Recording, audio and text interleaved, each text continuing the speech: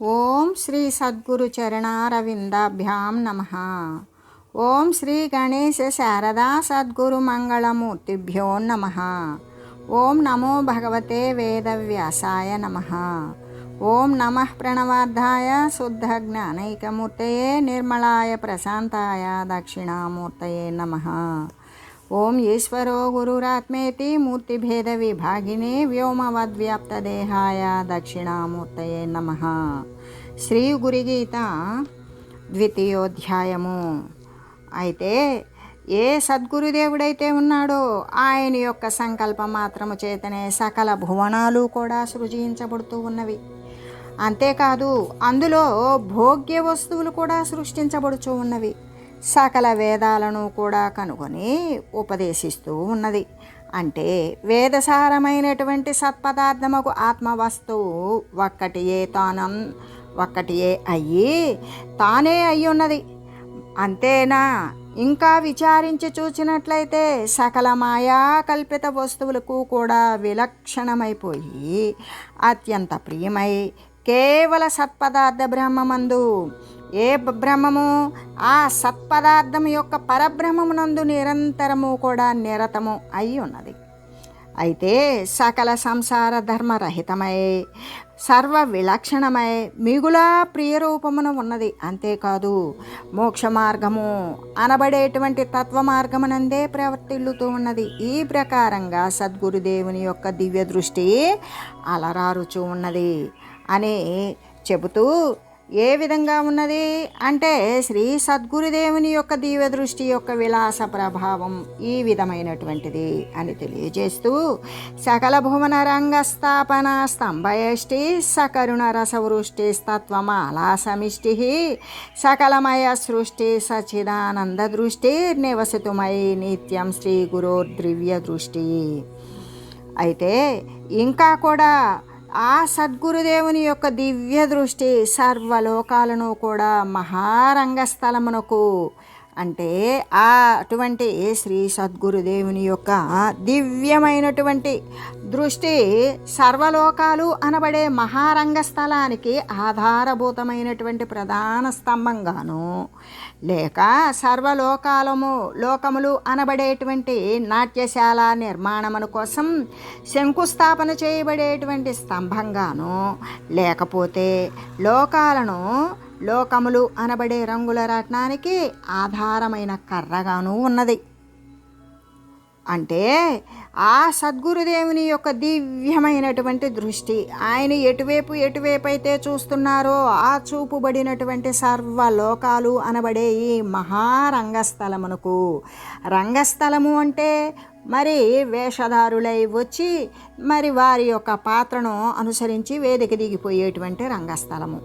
అయితే ఆ రంగస్థలానికి ఆధారభూతమైనటువంటి ప్రధాన స్తంభము ఆ స్తంభం ద్వారా మాత్రమే మిగతా వేదిక అంతా కూడా నిలబడి ఉంటుంది. అలాగే అంతేకాదు ఇంకా సర్వలోకాలు అనేటువంటి నాట్యశాల నిర్మాణమున కోసమై అంటే నాట్యము అంటే సర్వజీవులు కూడా శరీరాన్ని ధరిస్తాయి, స్థితి అనబడేటువంటి నాట్యాన్ని చేస్తాయి. తర్వాత వాటి పాత్ర ముగిసిపోయిన తర్వాత ఆ వేదికని దిగి వెళ్ళిపోతాయి. అంటే ఈ శరీరాన్ని ఇక్కడే వదిలేసి వెళ్ళిపోతాయి. ఈ విధంగా దీనికి తయారు చేసేటువంటి ఇప్పుడు నాట్యశాల నిర్మాణం అంటే జగత్తు యొక్క నిర్మాణం కోసం శంకుస్థాపనకు ఉపయోగపడేటువంటి స్తంభంగా, అదే స్తంభం లేకపోతే మిగతావన్నీ కూడా నిలువవు. ఎందుకు? ఆధారమైనటువంటిది అదే. అంతేకాదు మరి లోకాలు అనేటువంటి రంగుల రాట్నానికి ఇప్పుడు రంగుల రాట్నము అంటే మనందరికీ తెలిసిన విషయమే. ఏ విధంగా మధ్యలో ఒక గట్టిది దృఢమైనటువంటి ఒక స్తంభం ఉంటుంది. ఆ స్తంభం కదలకుండా ఉంటుంది. అందుకే దాని చుట్టూ తిరిగేటువంటి విషయాన్ని తయారు చేస్తాడు. ఈ విధంగా అంటే రంగుల రాట్నానికి ఆధారమైనటువంటి కర్రగా ఉంటుంది శ్రీ సద్గురుదేవుని యొక్క దివ్య దృష్టి అని చెబుతూ అంటే ఇప్పుడు రంగుల రాట్నం అయితే మనందరికీ తెలిసిన విషయం కదా. ఈ రంగుల రాట్నంలో అంటే రంగస్థల విషయం తెలియదా అంటే రంగస్థలమే మొట్టమొదటి ఈ సినీ అంటే చలనచిత్రాలకు ముందు ఉన్నటువంటి స్థితి ఆ రంగస్థలమే. ఆ రంగస్థలం మీదే ఇప్పుడు రాముని పాత్ర కానీ, ఆంజనేయుని పాత్ర కానీ, రావణాసురుని పాత్ర కానీ, శ్రీకృష్ణ, దుర్యోధన, అర్జున పాత్రలు కానీ, ఇటువంటి పాత్రలు వాళ్ళు ఎన్నుకున్నప్పుడు ఆ ప్రకారంగా హరిశ్చంద్రుడి పాత్ర అయినా వాళ్ళు ఎన్నుకున్నప్పుడు ఆ పాత్రను అనుసరించి తత్సంబంధమైనటువంటి పాత్రధారిలాగానే హరిశ్చంద్రుడులాగా, కృష్ణుడులాగా, రాముడులాగా, రావణాసురుడిలాగా, హనుమంతుడిలాగా, మరి చింతామణిలాగా ఇటువంటి అనేక సామాజిక సాంఘిక నాటకాలు, మరి పౌరాణిక నాటకాలు, ఇటువంటివన్నీ కూడా రంగస్థలం మీద వచ్చినటువంటివి. వేషాలను మార్చుకొని, భాషలను మార్చుకొని, సంగీతం కూడా మరి వాటికి అనుగుణంగా కూర్చుకొని పద్యాలు పడుకుంటూ ఈ విధంగా రంగస్థలమునందు చేసేటువంటి వారు. ఆ చేసినప్పుడు వారి పాత్ర ముగిసింది, మరొక పాత్ర దాని మీదకి ఎంటర్ అవ్వాలి. అప్పుడు ఈ పాత్ర అనేటువంటి దిగి వెళ్ళిపోతుంది. ఒకవేళ ఈ పాత్రతో మళ్ళీ కూడా ఉన్నది ఏదైనా ఒక సమావేశం కానీ, ఒక సంభాషణ కానీ మిగిలి ఉన్నది, ఆ పాత్రలాగే ఉంటుంది. లేదు ఆ నాటకానికి ఆ పాత్ర అయిపోయింది అంటే ఆ వేషం తీసేసి వాడు కూడా వచ్చి ఆడియన్స్లో అంటే ప్రేక్షకుల్లో కూర్చొని ఉంటాడు. అదేవిధంగా ఇక్కడ రంగస్థలం మీదకి రాబడిన జగత్తు అనబడేటువంటి రంగస్థలం మీదకి శరీరము అనేటువంటి దానిలోకి జీవుడు ఎప్పుడైతే ఆవిర్భవిస్తాడో, ఎప్పుడైతే దేహాన్ని ధరిస్తాడో, ఆ యొక్క క్రియలు వాడు చేయవలసినటువంటి పాత్ర అంటే వాడు భూమికను వాడు పోషిస్తాడు.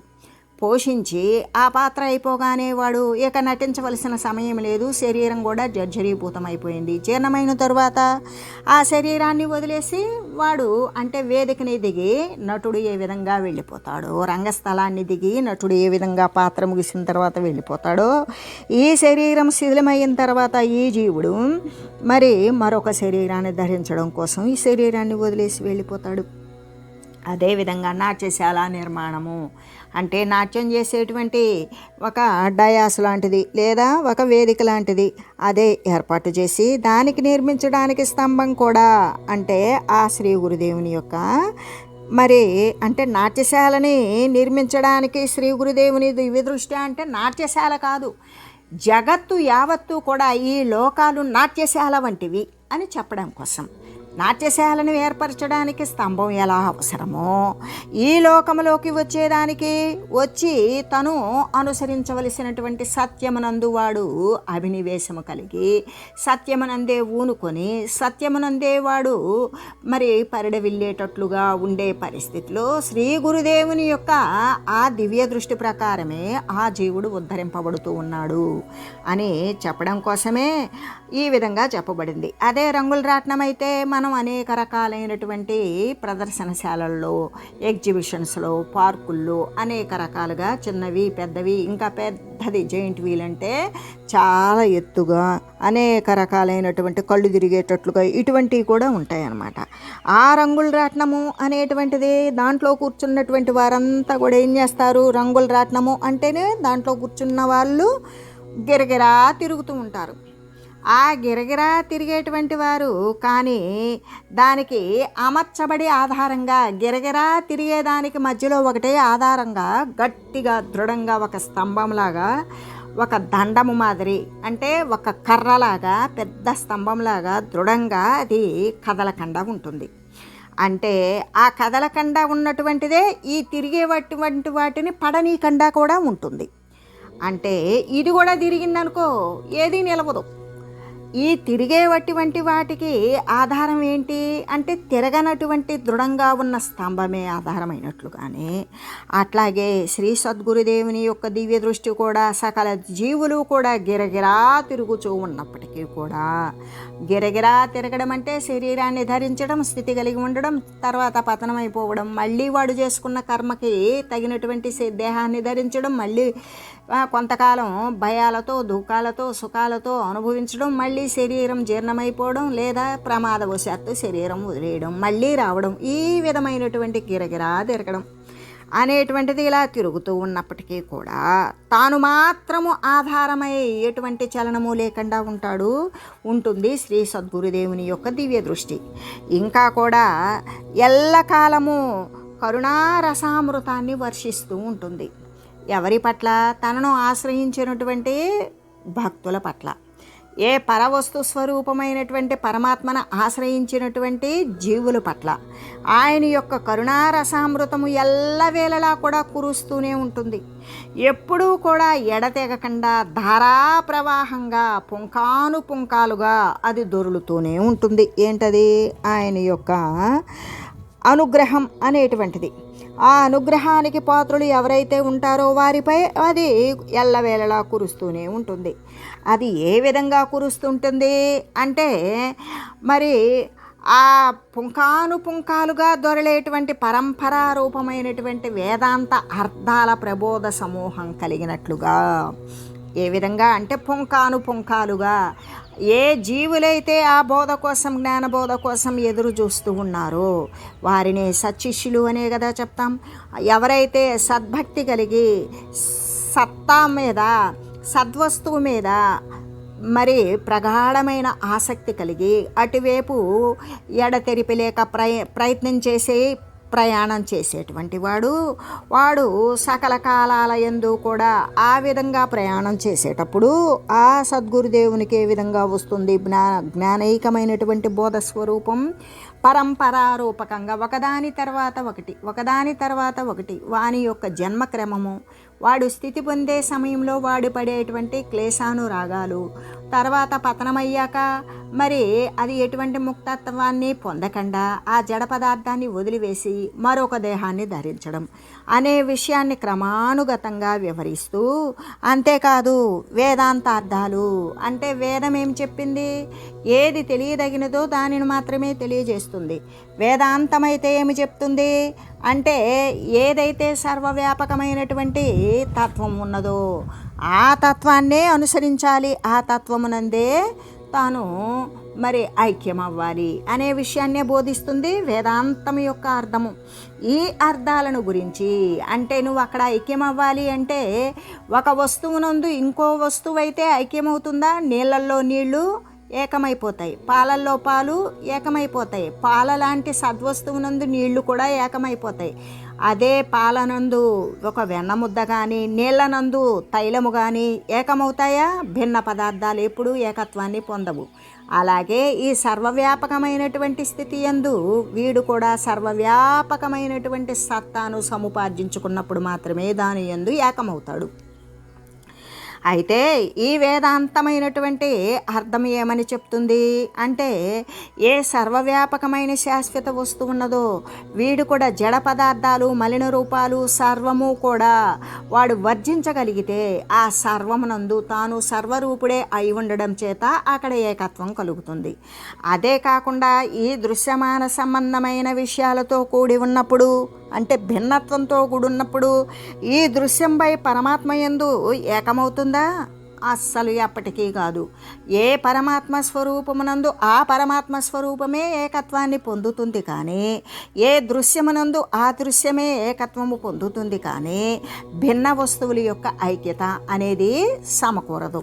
అలాగే ఈ వేదాంతం యొక్క అర్థం ఏమని తెలియజేస్తుంది అంటే, ఏ సర్వవ్యాపకమైనటువంటి శాశ్వత తత్వం ఉన్నదో దాని యందు ఆ విధంగా ప్రయత్నించి ఆ తత్వాన్ని పొందినవాడు దానిలో ఐక్యము లీనము కాగలుగుతాడు అని చెబుతూ, అటువంటి ప్రబోధాలు, అటువంటి బోధలు సమూహాలుగా చేసినప్పుడు ఎవరు ఎంత అందిపుచ్చుకోగలిగితే దానిని ఆకలింపు చేసుకొని దాని ప్రకారం అనుసరించగలుగుతారు. అంటే సకల కాలాలయందు కూడా ఆచారాలను, మర్యాదలను సృష్టించి కాలానికి అంటే కాలము మొదలైన వాటికి అతీతమై ఉన్నది సచ్చిదానంద పరబ్రహ్మమునందు సంలగ్నమైనది అయిన శ్రీ గురు పరమాత్మ దేవుని యొక్క అప్రాకృతమగు దివ్యశక్తి రూప దివ్య దృష్టి కూడా నా యందు నిత్యము నివసించుగాక. ఏ విధంగా అంటే సకల కాలములు అంటే మనం ఏమని చెప్తాం అంటే ప్రొద్దున, మధ్యాహ్నం, సాయంత్రం, అర్ధరాత్రి, మరి తెల్లవారుజామున, మరి ప్రభాత సమయం, మళ్ళీ సూర్యోదయం, ఈ విధంగా కాల విభజన ఒక రోజుకు చేసుకుంటాం. అదే ఎప్పటి నుండో చేయాలి అంటే జరిగిపోయిన కాలము, జరగబోయే కాలము, జరుగుచూ ఉన్న కాలము, భూత భవిష్యత్ వర్తమాన కాలాలు అని దానిని ఆ విధంగా విభజన చేసుకుంటాం. అయితే అందుకే సకల కాలాలను అంటే గతించిన కాలంలో కానీ జరుగుతూ ఉన్న కాలంలో కానీ ఏ విధంగా అయితే జరిగిపోయినటువంటి కాలములో సద్వాసనాయుక్తుడై, జరుగుతూ ఉన్నటువంటి కాలమునందు కూడా సత్తయందే ఆసక్తుడై ఉన్నప్పుడు జరగబోవు కాలమునందు కూడా వాడు అదే అయి ఉంటాడు అని చెప్పడం. ఆ విధంగా సకల కాలాలను కూడా ఆచారాలను వాని యొక్క ఆచారము ఏ విధంగా బ్రహ్మనిష్ఠయందు వాడు మరి అనుష్ఠానపరుడై ఉండాలి. వాని యొక్క ఆచరణ ఏ విధమైనటువంటి ఆచరణ కలిగి ఉండాలి? శాశ్వతమైనటువంటి బ్రహ్మతత్వాన్ని పొందేటువంటి ఆచారం ఏదైతే ఉన్నదో అదే ఆచరించగలగాలి. ఆ ఆచరించగలిగినటువంటి సత్క్రియ మాత్రమే మంచి సదాచారం అవుతుంది. అంతేగాని శుభ్రంగా ఒకటికి 10 సార్లు శారీరకమైన శుభ్రం చేసుకొని మంచి వస్త్రాలు ధరించుకొని ఇవన్నీ చేసుకుంటే సదాచారాలు అంటే శారీరక సంబంధమైన దృశ్య సంబంధమైన సదాచారాలు. ఈ సదాచారాల వల్ల సద్వస్తువును పట్టగలమా? పట్టలేము. అంటే ఈ సదాచారాలు చేసినా దీనికి తోడు ఆంతరంగికమైనటువంటి సదాచారం ఏదైతే ఉన్నదో శమము దమములతో కూడుకొని అంతరేంద్రియాలను బాహ్యేంద్రియ జ్ఞానేంద్రియాలను కూడా నిగ్రహించగలిగి ఎల్లవేళలా కూడా అతను ఎక్కడ చేరించాలి? బ్రహ్మమునందే చేరించాలి, శాశ్వత వస్తువునందే చేరించాలి. ఆ తత్వమునందే చెరించినప్పుడు వాని యొక్క ఆచరణ ఏ విధంగా అంటే బ్రహ్మసత్తను పొందడం సుసాధ్యమవుతుంది. అటువంటి ఆచారాలను మరి మర్యాదలను దేనికి ఏ సత్తామాత్ర వస్తువైతే ఉన్నదో దానికి తప్ప దృశ్యమాన సంబంధమైన వస్తువులకి ఎటువంటి మర్యాద గౌరవాన్ని ఇవ్వవలసిన అవసరం లేదు. నిత్యము కానీ సత్యము కానీ వస్తువుకు అంత విలువని ఇవ్వనవసరం లేదు. అంతేకాదు ఈ మర్యాదలను కూడా సృష్టించి కాలానికి కాలము మొదలైన వాటికి అతీతమై ఉన్నటువంటిది ఏంటది అంటే సచ్చిదానంద స్వరూపము. ఆ సచ్చిదానంద పరబ్రహ్మమునందు అంటే సత్తు చిత్తు ఆనందము. సత్తు ఏమై ఉన్నది? పరబ్రహ్మ స్వరూపమే. చిత్తు ఏదై ఉన్నది? దేనిని స్మరిస్తుంది? పరబ్రహ్మ స్వరూపమే. వానికి ఆనందము పరబ్రహ్మ స్వరూపమే. అంటే పరబ్రహ్మ స్వరూపం ఏమై ఉన్నది? సచ్చిదానందమై ఉన్నది. ఆ సచ్చిదానంద పరబ్రహ్మమునందు సంలగ్నమైనది. అంటే వాని యొక్క ఆచారము కానీ సకల కాలాల యొక్క క్రియలు కానీ వాడు పాటించే మర్యాదలు కానీ వాడు ఇచ్చేటువంటి విలువలు గౌరవాదులు కానీ ఇవన్నీ కూడా కాలం కంటే కూడా అతీతమైన ఆ సచ్చిదానంద పరబ్రహ్మమునందు మాత్రమే సంలగ్నమై ఉన్నది అయినా శ్రీ గురు పరమాత్మ దేవుని యొక్క అప్రాకృతమగు దివ్యశక్తి రూప దివ్య దృష్టి. అంటే ఆ విధంగా ఉన్నప్పుడు శ్రీ సద్గురుదేవుని యొక్క అప్రాకృతమగు శ్రీ సద్గురుదేవునికి ప్రాకృతమైనటువంటి కర్మలు క్రియలు వాసనలు ఉంటాయా? ఉండవు. లేకపోతే వాడు శ్రీ సద్గురుదేవుడు. అంటే అటువంటి ప్రాకృతమైన కర్మలకు లోబడి వాసనలకు బంధింపబడి ఉన్నటువంటి వాడు బరువైనటువంటి గురుత్వాన్ని ఎలా పొందగలుగుతాడు? బృహత్తరమైనటువంటి ఆ స్థానాన్ని తను తరించి ఇతరులను తరింపజేయగలిగిన సత్తా ఉన్నటువంటి వాడు మాత్రమే అప్రాకృతమైనటువంటి గుణాలను కలిగి ఉంటాడు. అంటే వానికి ప్రాకృతమైనటువంటి గతంలో కర్మల యొక్క విశేషాలు కానీ జరుగుతూ ఉన్నటువంటి కర్మల విశేషాలు కానీ వాడికి ఎటువంటి విషయము పట్టదు. ఎందుకు అంటే వాటి యందు వానికి దృష్టి లేదు. వాని యొక్క దృష్టి అంటే త్రికరణ శుద్ధిగా త్రికరణ సహితంగా దేని యందు నెలకొని ఉన్నాడు అంటే సచ్చిదానంద స్వరూపమైన పరబ్రహ్మనందే నెలకొని ఉన్నాడు. అటువంటి వాడు ప్రాకృతమైన వస్తువులనందు వాడు యొక్క శ్రీ సద్గురుదేవుని యొక్క మనసు అనేటువంటి అంతఃకరణము ఉంటుందా? ఆయనకు అంతఃకరణము యొక్క చేష్టలే గురుతులో లేనివి. అటువంటి ఆయనకి అప్రాకృతమైనటువంటి దివ్యశక్తి రూప దృష్టిగాక మరొకటి ఉంటుందా? కాదు కదా. అందువలనే ఈ అప్రాకృతమైనటువంటి దివ్యశక్తి రూప దివ్య దృష్టి శ్రీ సద్గురుదేవుని యొక్క దివ్య దృష్టి నా యందు శాశ్వతముగా నివసించుగాక. దాని యందు నేనేమై ఉంటాను? అమితమైనటువంటి జ్ఞాన సంపన్నత కలిగి ఉంటాను. అమితమైనటువంటి వైరాగ్య సంపదను నేను సమకూర్చుకుంటాను.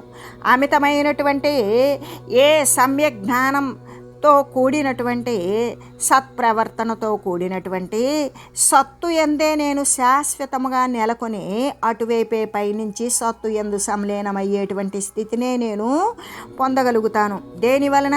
శ్రీ గురుదేవుని యొక్క, శ్రీ గురు పరమాత్మ దేవుని యొక్క అప్రాకృతమైనటువంటి దివ్యశక్తి రూప దివ్య దృష్టి నా యందు నిత్యము నివసించినప్పుడు నేను అటువంటి సత్త యందు సంలీనమవుతాను, అటువంటి దేవుని యందు ఏకమవుతాను. అట్టి శ్రీ గురుదేవుని యొక్క పరమదయా రసదృష్టి అంటే ఆ గురుదేవుని యొక్క దృష్టి ఎటువంటిది? పరమదయ. అది కొద్దిపాటి మరి ఇంత అని కొలమానం చేయగలిగినటువంటిది కాదు. అపారవారమైనటువంటి పరమదయ అనుగ్రహం. ఆ అనుగ్రహంతో కూడినటువంటి అనుగ్రహ వర్షం అనేటువంటిది నాపై కురిసిందా, అప్పుడు నేను అపారానుగ్రహావలోకనము ఏ విధంగా చేయగలను? నేను ఆ అనుగ్రహాన్ని పొందినవాడనై నేను పరమసత్తా అయినటువంటి పరమాత్మతత్వాన్ని అవలోకనము దానిని చూడగలను, సందర్శించగలను. ఆ అవలోకనము నా యందు నిరతము ప్రసరించుగాక. ఏ సర్వసత్తాక ప్రతిపత్తి అయినటువంటి ఆ శాశ్వతమైనటువంటి వస్తువుని నేను నిరంతరము కూడా దానిని చూడగలిగేటువంటి దివ్య దృష్టి, అటువంటి మరి సత్ప్రవర్తనతో కూడినటువంటి సదృష్టి అనేది నా యందు ఎల్లప్పుడూ కూడా ప్రసరించాలి. అంటే శ్రీ గురుదేవుని యొక్క పరమదయా రసదృష్టి, అపారమైనటువంటి అనుగ్రహణము, ఆ అనుగ్రహం ద్వారా నా యందు చూడగలిగినటువంటి ఆయన దయా రసదృష్టి చేత నా యందు నిరతము ప్రసరించుగాక. అందువలన నేను ఈ జన్మాన్ని తరించి వేస్తాను. ఏది శ్రీ సద్గురుదేవుని యొక్క దయారస దృష్టి నాపై ప్రసరించిందా, దానివలన నేను ఏ విధంగా ఈ జన్మాన్ని తరించేస్తాను అంటే మళ్ళీ కూడా శరీరము అనేది తీసుకురావలసినటువంటి ఆవశ్యకత లేకుండా నేను ఈ శరీరమునందు మరి ఈ శరీరము పతనము కాకముందరే శరీరం రాకుండా ఉండేటువంటి స్థితిని నేను చేసుకోగలుగుతాను. అంటే ఈ జనన మరణాలు అనేటువంటి దానికి శాశ్వతమైనటువంటి నివారణ శ్రీ సద్గురుదేవుని యొక్క దయారస దృష్టి ద్వారా మాత్రమే అది సాధ్యపడుతుంది. అందువలన నేను ధన్యుడనే అవుతాను అని చెబుతూ, అంతేకాదు ఇక్కడ మరి మనకి ఏమని చెప్పారు? సకల భువనభంగ అనడం చేత సకల లోకాలు కూడా పడిపోకుండా ఉండడానికి ఆధారమైనటువంటి దృష్టి శ్రీ గురుదేవుని యొక్క దివ్య దృష్టి అని చెబుతూ, అంతేకాదు ఈ విధంగా చేసేటువంటి వారికి శ్రీ గురు పరమాత్మ యొక్క కరుణారసామృతం అనేటువంటిది ఎల్లవేళలా కురిసినప్పుడు దాని ద్వారా మరి శ్రీ గురుదేవుని యొక్క దివ్య దృష్టి సకలానికి ఆధారము అని తెలియజేస్తూ, ఓం మంగళం శ్రీ గురుదేవాయ మహనీయ గుణాత్మనే సర్వలోక శరణ్యాయ సాధురూపాయ మంగళం. ఓం లోకా సమస్త సుఖినో భవంతు. ఓం శ్రీ సద్గురు పరబ్రహ్మార్పణమస్తు. ఓం తత్సత్.